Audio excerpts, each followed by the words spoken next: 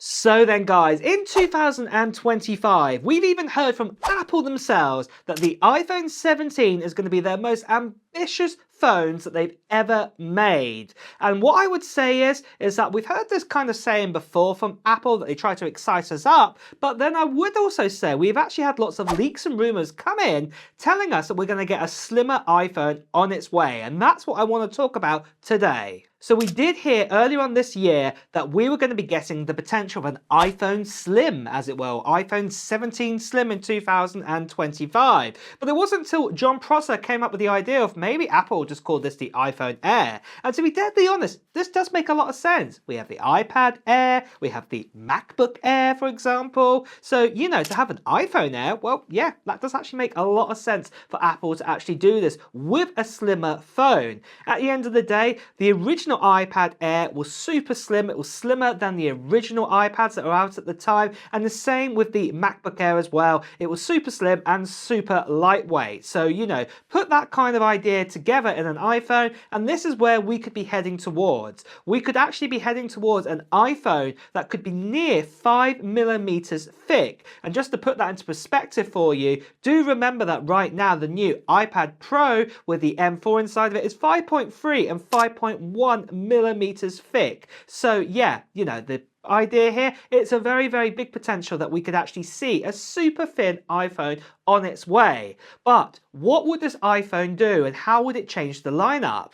Well, the one thing that we have also been told is that it looks like Apple are looking to ditch completely the Plus model. So what I'm talking about, starting with the iPhone 14, we had the iPhone 14 Plus, then we had after that the iPhone 15 Plus, and then of course this year the iPhone 16 Plus. And the Plus model hasn't done so well, so it looks like Apple are going to get rid of that and replace it with this new Slim or iPhone Air model to take its place. The current normal iPhone 17, like the current iPhone 16 that exists right now, that will still exist, that won't be changing, but it looks like just that one model, the Plus model, is going to be taken away and replaced with a new Air model instead.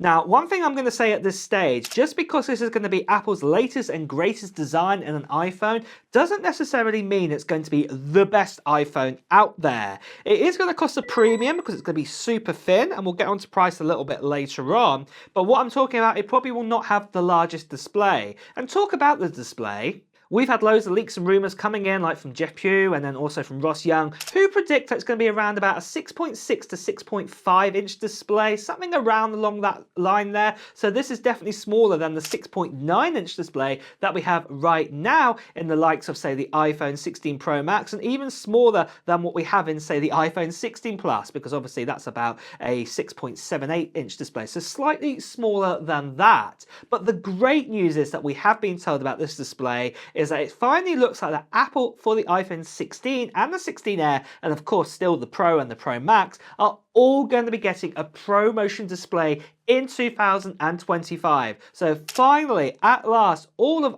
Apple's top flagship phones, apart from maybe the SE, are all going to get a 120Hz display. What is really, really great news. It's about time Apple caught up here. But then there's also a few other changes we're going to see on the screen, and that is that we are probably going to get a smaller dynamic island inside of this, and the main reason behind this is Apple are going to probably make their Face ID sensors even smaller, so the island is going to be like more like a smaller kind of pill on the front when you have that. And then we've also been told that the front camera, the 12 megapixel one we currently have at the moment, is finally also going to be upgraded to a 24 megapixel. We haven't had this camera updated ever since, say, the iPhone 14 Pro and the iPhone 14 Pro Max when the original dynamic island came out. So finally it does look like Apple are going to be updating this to have a 24 megapixel camera on the front and also Face ID to be even smaller in that kind of dynamic on the front there, so it won't be intruding as much. So this is really, really great news.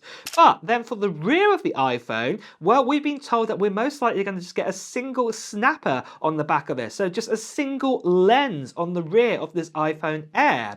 And before you go, well, what? Why would you do that? You know, the likes of, say, the iPhone sort of Pro Maxes and the Pro, well, they've got triple cameras. Why would Apple just go backwards and put a single camera on?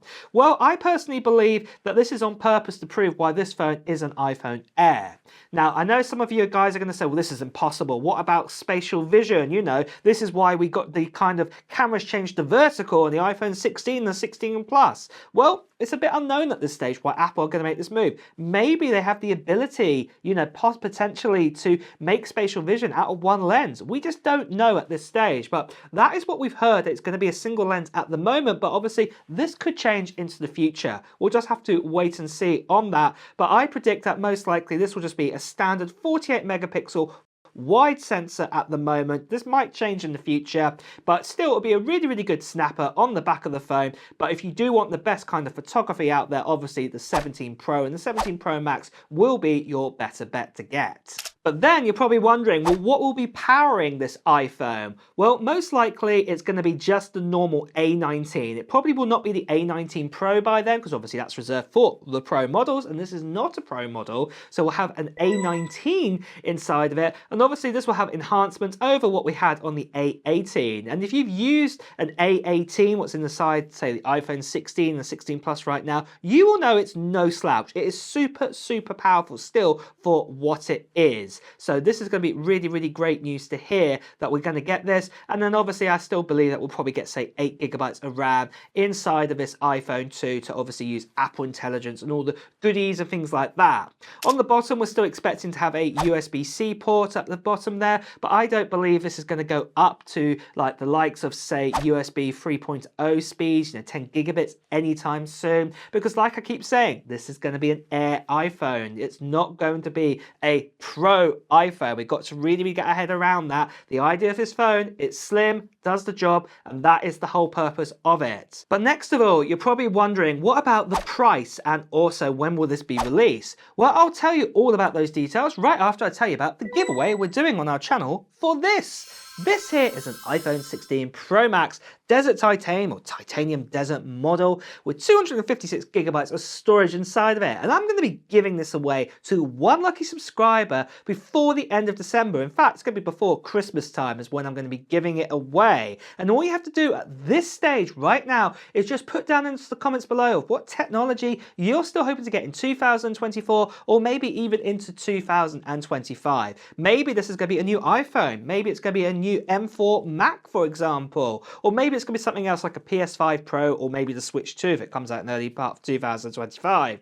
Put it down into the comments below right now. And what you'll also want to do is you'll want to subscribe to this channel and hit that notification bell, because I'll be making a video giving even more details about the giveaway near the end of December time before Christmas. There will be a little form to fill in and things like this too. So make sure that you do that. And the other main big reason is because obviously you need to be a subscriber to enter in. But the last thing I just want to quickly say to you guys is sadly there are still lots of scammers and spammers out there. People still impersonating me, telling you to WhatsApp, Telegram, you know, direct message by Instagram and all these bad sort of things to do. Make sure then the best thing to do is ignore them, or better still, as you can see right here, please do report them. So moving on then, when are we going to get our hands on this new iPhone 17 Air and also all the other iPhones, and how much will it cost us?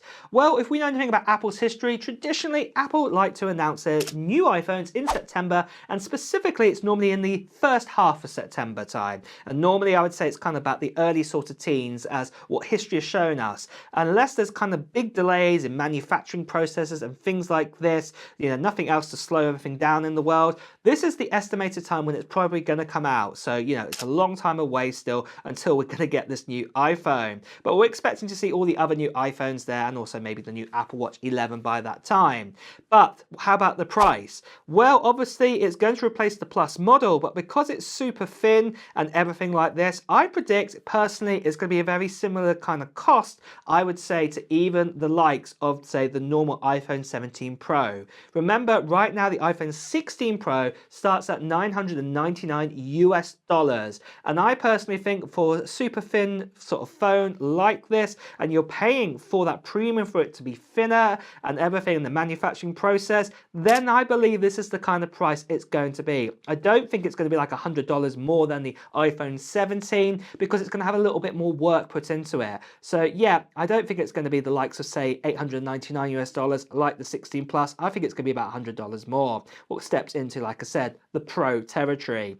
So yeah, I believe it's going to sit around that kind of cost, especially getting ProMotion inside of it too, and a few other bits and changes. So yeah, it's not going to be the cheapest iPhone, but like I said, if you still want the best of the best, then you will need the slightly thicker iPhone 17 Pro or the iPhone 17 Pro Max. But with that though, guys, that is the latest and greatest we have heard about all the details for the new iPhone Slim or the iPhone 17 Air. Is this a phone that you're excited about and you might look into getting? Let me know in the comments below. And with that as well, guys, it's time to wrap up this video. So if you have enjoyed watching it, please do press the like button. Also, if you want to hear the latest Apple news, reviews, and comparisons too, make sure you subscribe to the channel and also hit that notification bell. Until next time, guys, I'll see you really soon. Take care. Bye bye.